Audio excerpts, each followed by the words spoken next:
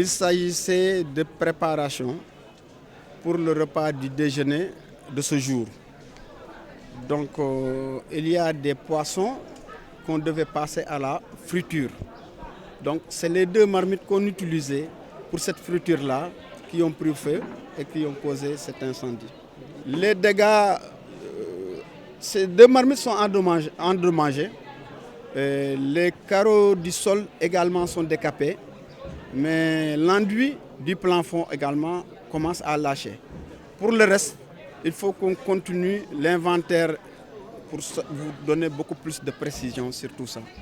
Nous venons de procéder à une réunion de crise et sur instruction du directeur du COUD,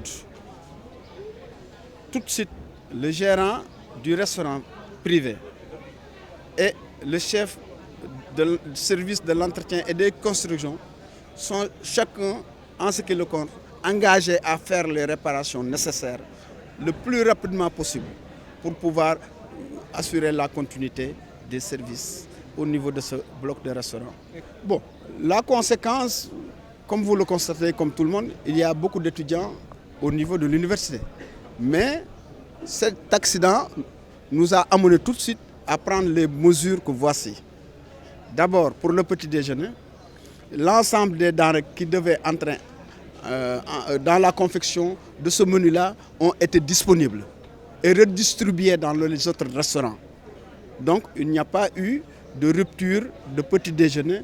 Il y a eu bel et bien continuité dans les autres restaurants. Et même dans ce restaurant où il y a eu le feu, nous avons ouvert le restaurant médical en opposant des autres restaurants. Parce que le feu s'est limité simplement au niveau de la cuisine. Les réfectoires ne sont pas touchés, les réfectoires ne sont pas endommagés. Par conséquent, nous avons pu ouvrir le restaurant médical dans le bloc où ce feu-là a été déclaré.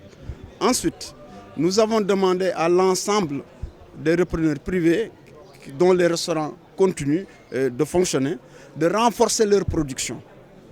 Pour ce faire, nous avons redéployé tout le personnel qui était au niveau du Sénégal pour venir en appoint à ce personnel-là.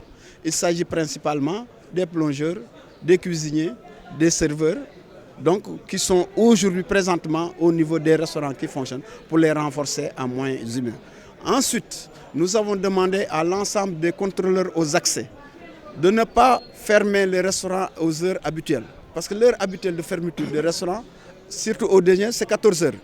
Mais nous allons continuer le service au-delà de 14 heures jusqu'à prendre en charge le dernier étudiant.